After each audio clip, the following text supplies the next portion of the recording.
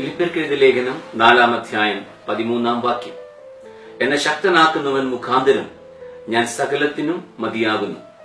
ഈ വാക്യം കാണാതെ അറിയാവുന്നവരാണ് മിക്കവാറും ക്രിസ്ത്യാനികൾ. ഈ വാക്യത്തെ കാണാതെ പഠിച്ചവരാണ് മിക്കവാറും പേർ. ഈ വാക്യം വീടുകൾ എഴുതി വെച്ചിട്ടുണ്ട്. ഈ വാക്യം കമ്പ്യൂട്ടറിന്റെ സ്ക്രീനിൽ ഉള്ളവർ ഉണ്ട്. I can do all things through him who strengthens me. എന്നാൽ ഈ വാക്യം മനസ്സിലാകണമെങ്കിൽ എന്താണ് എന്നെ ശക്തനാക്കുന്നവൻ മുഖാന്തരം ഞാൻ സകലത്തിനും മതിയാകുന്നു? ഞാൻ സകലത്തിനും മതിയാകുന്നു എന്നുള്ളത് ഏതിനെ കുറിച്ചാണ് പറയുന്നത്? അത് മനസ്സിലാക്കണമെങ്കിൽ വാക്യം 12 നാം വായിക്കണം. അതുകൊണ്ട് ഈ ധ്യാനം ഫിലിപ്പിയർക്കെഴുതിയ ലേഖനം 4-ാം അധ്യായം 12-ാം വാക്യത്തെക്കുറിച്ചാണ്. താഴ്ചയിൽ ഇരിപ്പാനും സമൃദ്ധിയിൽ ഇരിപ്പാനും എനിക്ക് അറിയാം.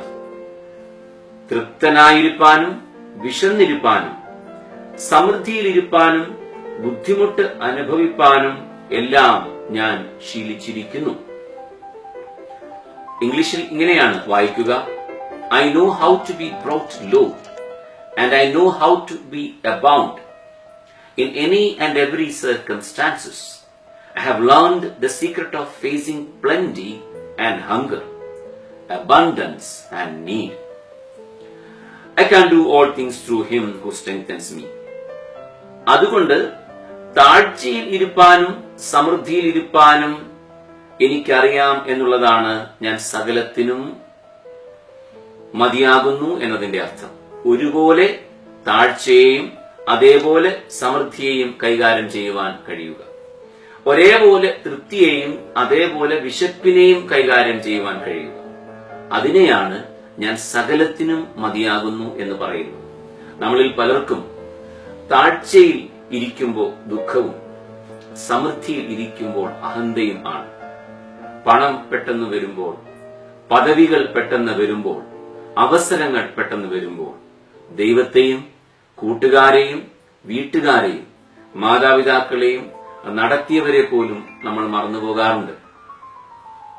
താഴ്ചകൾ വരുമ്പോൾ അപ്പോഴും ദൈവത്തെയും കൂട്ടുകാരെയും വീട്ടുകാരെയും ഒക്കെ നമ്മൾ പഴിക്കാറും ഉണ്ട്.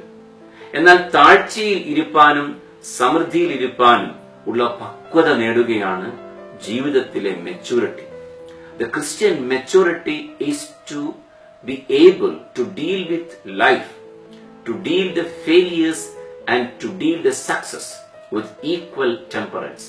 സെൻ കഥയിൽ ഇങ്ങനെ പറയുന്നുണ്ട്: ഒരു മുളം തണ്ടിലൂടെ, ഒരു മുളങ്കാട്ടിലൂടെ കാറ്റ് കടന്നു പോകുമ്പോൾ, കാറ്റ് കടന്നു പോകുന്ന സമയത്ത് ആ മുളം തണ്ടുകളൊന്ന് ആടുമെങ്കിലും കാറ്റ് കടന്നുപോയി കഴിയുമ്പോൾ മുളം തണ്ടുകൾ പൂർവാവസ്ഥയിലേക്ക് മടങ്ങി വരും. ജീവിതത്തിലെ ഉയർച്ചകളും താഴ്ചകളും നമ്മളിൽ ചെറിയ ചെറിയ വേദനകളോ സന്തോഷങ്ങളോ ഉൽപ്പാദിപ്പിക്കാമെങ്കിലും സമചിത്തത വെടിയാതിരിക്കേണ്ടത് ആവശ്യം ആണ്. മലയാളത്തിൽ പണ്ടൊരു വാക്കുണ്ടായിരുന്നു, ഇളക്കപ്പെരുപ്പം എന്ന്. ചിലപ്പോൾ തമ്പുരാൻ നല്ല വീട് തരുമ്പോൾ, നല്ല ജോലി തരുമ്പോൾ, നല്ല വാഹനങ്ങൾ തരുമ്പോൾ നമുക്ക് വല്ലാതെ അങ്ങനെ ആയിപ്പോകാറുണ്ട്. എന്നാൽ വാഹനം പെട്ടെന്ന് നഷ്ടപ്പെടുമ്പോൾ നേരെ തിരിച്ച് മുറിയിൽ കയറി അടച്ചിരിക്കാറുമുണ്ട്. എന്നാൽ ഇതൊക്കെയും ദൈവത്തിൽ കാണാനും ഇതിലൊക്കെയും ഉപരിയാണ് ദൈവമെന്ന് തിരിച്ചറിയാനും സാധിക്കുന്നതാണ് ക്രിസ്തീയ ജീവിതം. എന്നെ അമ്പരപ്പിച്ച ഒരു അമ്മച്ചിയുണ്ട്. കോഴിക്കോട് നിന്നും 60 കിലോമീറ്റർ ദൂരെയുള്ള ഒരു ഗ്രാമത്തിൽ തന്റെ കൈകൾ വയ്യാതായി, ഒരു വശം കൈയുടേത് കറുത്തു തുടങ്ങി കിടക്കയിലായിരിക്കുമ്പോൾ അമ്മച്ചിയെ കാണാൻ ഒരിക്കൽ ചെന്നപ്പോൾ ഞാൻ ചോദിച്ചു, ഏത് പാട്ട് പാടണം? അമ്മച്ചി എന്നോട് പറഞ്ഞു, ജീവന്റെ ഉറവിടം ക്രിസ്തു അത്രേ, നാവിനാൽ അവനെ നാം ഘോഷിക്കാം. ഞാൻ ചോദിച്ചു, അമ്മച്ചി വയ്യാതെ കിടക്കുന്ന, കട്ടിലേ കിടക്കുന്ന, വളരെ വളരെ വേദനയോടെ കിടക്കുന്ന ഈ സമയത്ത് ഈ പാട്ട് പാടണോ? അമ്മച്ചി എന്നോട് പറഞ്ഞു, എന്റെ സന്തോഷത്തിന്റെ നാളുകളിൽ ദൈവം എന്നെ നടത്തിയെങ്കിൽ ഈ രോഗത്തിന്റെ നാളുകളിലും ദൈവത്തിന്റെ കൈകളിലാണ് ഞാനെന്ന പൂർണ്ണ നിശ്ചയം എനിക്കുണ്ട്. അതുകൊണ്ട് ജീവന്റെ ഉറവിടം തന്നെ പാടണം. എന്നെ ശക്തനാക്കുന്നവൻ മുഖാന്തരം ഞാൻ സകലത്തിനും മതിയാകുന്നു എന്ന് വായിക്കുമ്പോൾ അതിനു മേളിലുള്ള വാക്യമായ താഴ്ചയിലിരിപ്പാനും സമൃദ്ധിയിലിരിപ്പാനും രോഗത്തിലിരിപ്പാനും സൗഖ്യത്തിലിരിപ്പാനും ഒറ്റയ്ക്കിരിപ്പാനും കൂട്ടത്തിലിരിപ്പാനും ഞാൻ പഠിച്ചിരിക്കുന്നു എന്ന് നാം ധ്യാനിക്കേണ്ടതാണ്. ജോലി ചെയ്യുന്നവരെ റിട്ടയർ ആവാൻ ധൈര്യമുണ്ടോ? കൂട്ടായി ജീവിക്കുന്നവരെ ഒറ്റയ്ക്ക് ജീവിക്കേണ്ടി വരുമ്പോൾ പിടിച്ചു നിൽക്കുമോ? ഇതെല്ലാം ക്രിസ്ത്യൻ മെച്യൂരിറ്റിയുടെ ഭാഗമാണ്. എനിക്കും നിങ്ങൾക്കും ക്രിസ്ത്യൻ മെച്യൂരിറ്റി ലഭിക്കുവാൻ, സകലത്തിനും മതിയാകുന്നു എന്ന് പറയാൻ ഒറ്റയാളാണ് കാരണം, ക്രിസ്തുവാണ്. ആ ക്രിസ്തുവിലൂടെ ജീവിതത്തിന്റെ ഉയർച്ചയും താഴ്ചയും ഒരേപോലെ കാണുവാൻ വലിയവനായ ദൈവം നമ്മെ സഹായിക്കും.